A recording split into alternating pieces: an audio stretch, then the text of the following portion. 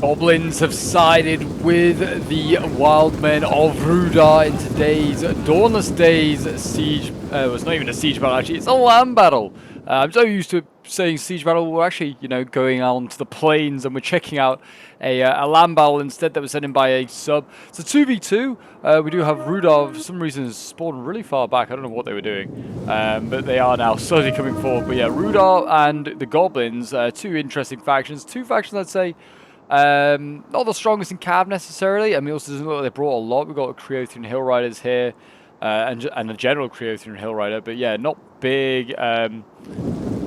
Big on the old Cav. Goblins have got good and bad wargs, which is good Cav counter, I guess. But as we've seen, wargs, they're not necessarily great at killing off infantry if required to do so. I also just realized the sizes for these units are not the usual sizes. So someone has, where this is at Sanderson Inn, it's got smaller unit sizes on. So we don't have those 300-man units of goblins. Or like bigger cav units, but we do have Dunand here as well on the other side. So we have both Wildmen sort of factions, which is great to see. Rhuduar and also Dunand in play. So yeah, that would be great. A clash of Wildmen, and we also do have the Eastlings here, and the Eastlings are brought a unit we don't ever see. And this isn't. We do have Warriors of Ardor on it, and Last Breath, of course, for Rhuduar being here. But this is a vanilla unit, and it's the Wainrider Chiefs. We never see chariots being brought. Never. I'm really excited to see if these guys can actually get any kills. They are obviously really easy to counter with Cav. It does seem like Dunland and also these things have brought some decent amounts of Cav with the Dunherd Marauders, and we've got Veriag Riders, Storm Riders, yeah, and then they've got the Kahar and the General of Champion Reavers as well. So yeah, a lot of Cav there, and they've got more on this side here with the Clan Raiders. And yeah, some Dunherd Marauders, which are a solid tier 4 melee cav unit. They're becoming more and more the meta to bring if you're playing Dunland. We do have some Last Breath units here. We have the Bonnevale Pikes. Half-Orc Warriors is another unit as well. It's a tier 3. Jeez, I did not think it would be that high. It's a Half-Orc as well, it'd be more like tier 2. They also don't have a sword. Someone's forgotten to give them their sword. And then the Bonnevale Pikes, if you've never seen them, they look pretty much like an Isengard sort of, just hand-me-down with the armor. But yeah, that's pretty much it. They haven't brought a lot of shock, actually. They brought mainly a melee army. We have got one Blood Avenger here, a lot of runic, and we've got runic savages and runic warlords. But yeah, one shock infantry from Dunland. That's really unusual. Anyway, the Cav fight has got underway. Good and bad wargs fighting the Storm Riders over here. And I think I don't think the Veriag Riders there were meant to go into melee, but they are now in melee. I think they were trying to skirt around the side. Here come the chariots. They're definitely going to get no kills here fighting wargs. But hey ho, I guess that goes the dream of the chariots doing anything. That guy doesn't even have a rider. I just realized that one's not even got a rider on it. They haven't lost any. Yeah, these chariots are going to do nothing in here. You got to pull through with them if you're going to use them. You got to keep pulling through. And there are warband, I guess they could have dealt with. Yeah, he's not going to be killing them off today. And that's a shame. Evidently the player did not know how to use chariots. The good bad wargs here, though, are actually doing a really good job here. And with the Goblin warband as well assisting in these melee fights, like cheap spears, doing a really good job. And they actually could kill off this Champion Reaver if he doesn't end up getting out of here soon. Kahar also looking at going in. That is brave. So yeah, already looking a bit dangerous on that other side there for Dunland and for the Eastlings, that's for sure.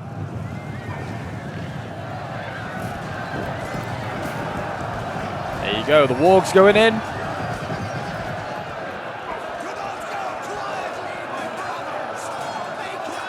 And if they win this fight here, Dunland and the Goblins, Rhuduar and the Goblins, they can then flank around and they can get into the back here. I think already, actually they're not really setting up at all for that scenario. And we're actually going to see, here we go, Clan Raiders going in. They're going in after Rhuduar, going in for his Creothian retainers. The dogs here, the Duvedine Packmasters, they have been activated. There you go, they're being sent in. That's going to slow down the Clan Raiders. I mean, not that they're going to get great kills. There's some damage to these Creothian retainers, though. That's something at least. Then we've got the General there. He's in a 2v1 against Dunherd. Marauders should win that easy enough.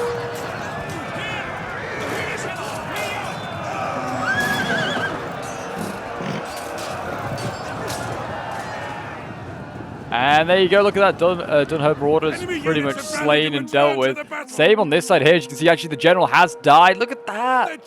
That's Dunand without a general gone. Oh, it's just such not a good matchup. Should have like never taken that. They were way too aggressive there. And they got, yeah, outclassed really, brilliant. Sending in so much stuff. Like, why weren't the chariots over here for this infantry fight? Like, there's no cav here really, apart from those Creothian Hill Riders. I mean, he would have got away with just mowing down the goblins. Also, I'm just saying, like, the goblins are so far away. Why isn't Dunand helping the Eastlings over here? Well, I get it was, oh yeah, it is actually the Eastlings have gone in. Why isn't he going in after them? Have they also lost their general?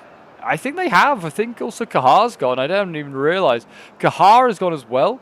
So morale is just shattered for this side here. It's absolutely horrendous.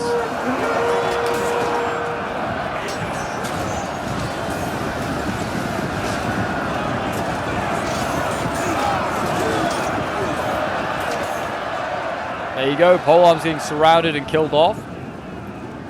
Runic warriors going in, fighting those Creothian retainers there. I mean, they'll hold up for a little while, but yeah, numbers are already dropping well out of their favor. What was looking like a very tasty fight is already turning into a bit of a whitewash here.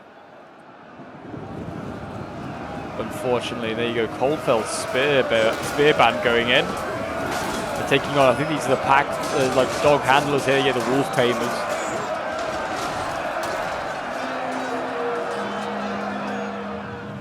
The Cav should really just mop up a load of these units here. But yeah, like I said, Dunand over here just standing kind of watching. It's kind of just turned what could have been a very simple 2v1 against Rhuduar into a pretty simple 2v1 against Dunand.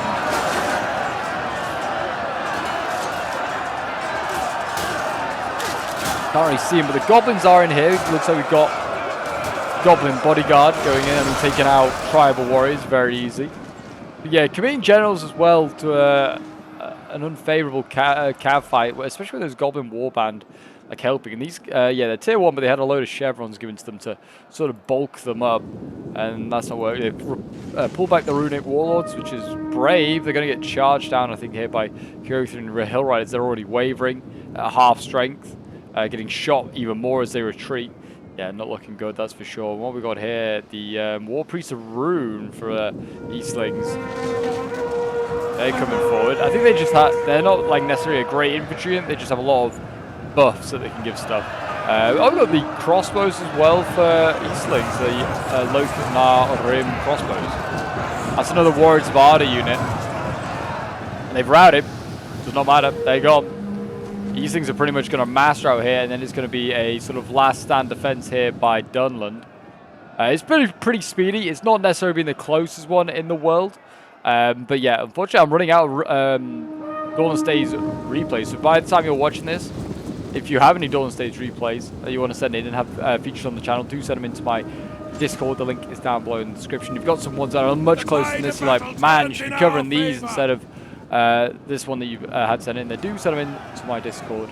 The link is down below in the description. But I do want to thank the Rhuduar player for sending this one in anyway. This replay, better than no replay, that's for sure. Like I said, I can't do this content without you guys sending in the replays and, you know, keeping me filled up with content, supplied with battles and sieges.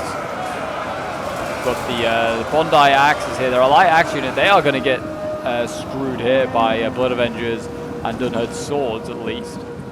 Dunand's swords, yeah, they look a lot more like normal than they did before. They used to have loads of wolf pelts. This has got some bear pelts going on. They looked really silly before. Now they look a little bit more reasonable, realistic. I think that's the word I'm looking for. Half-orc warriors here getting flattened by the cav. The general over here has done a really good job. Even though they're bringing a lot of cav, you shouldn't pull through though. Shouldn't pull through.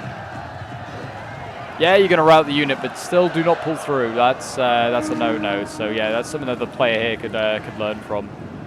Because in bigger, in more important games, where you're actually, you know, going up against good opponents, pulling through, your opponents won't like it, and also it could end up just destroying your unit. You can see here his general's losing because of that. If this was a closer game, and they could get a spear in there, or you pulled through a spear, that would have been devastating. You lost a general, and that would have been GG. But there you go. Game is done, and that is going to be a victory there for Rhuduar and the Goblins. A decisive victory for sure. Yeah, absolutely. I mean, not really taking too many losses. To be honest, like, yeah, the Goblins here are doing very well. But yeah, well done to Grim Reaper and to Nikki, who played as the, well, I say it's the forces of evil. There's no forces of good at all in this one. But yeah, as Rhuduar and the Goblins, yeah, Nikki's army pretty much untouched. Bar is Gunbad Wargs. His Spears did a pretty good job as well, supporting with 81 kills. 73 for the Gunbad Wargs, 82 there. 98 kills with the High Chieftain's Guards, 87 with the Goblin Bodyguards. Now, it's not going to be massive kills at all for really anything. I mean, bar Rhuduar, because the battle didn't go on long enough for stuff to really get huge kills. The Packmaster's getting 198, 236. These guys are really, really strong, and the dogs are just a real pain to deal with. Hill Riders here getting 322 kills, very good for the Cav there. Yeah, Shark 66, 55 kills. The Swords 74, 87 kills, and his General 110.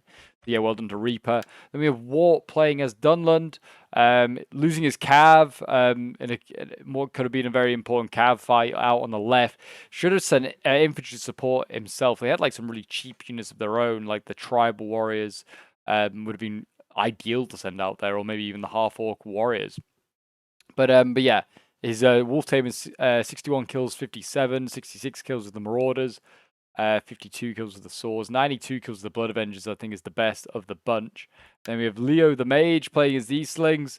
Yeah, I think a newer player, don't recognize the name, but yeah, looking at the kills, nothing really there noteworthy. Shame about the Wainrider Chiefs, that's for sure. But there you go, guys. That is today's Dawnless Days land battle. If you did enjoy and want to see more Lord of the Rings action, do remember to leave a like, subscribe if you're around here. We're working towards 12k subs. And like I said, if you've got any replays of your own that you want to send in, do send them into my Discord. Link is down below. I'm always looking for more Dawnless Days content. But until next time, folks, I'll see you guys in the next one. Bye for now.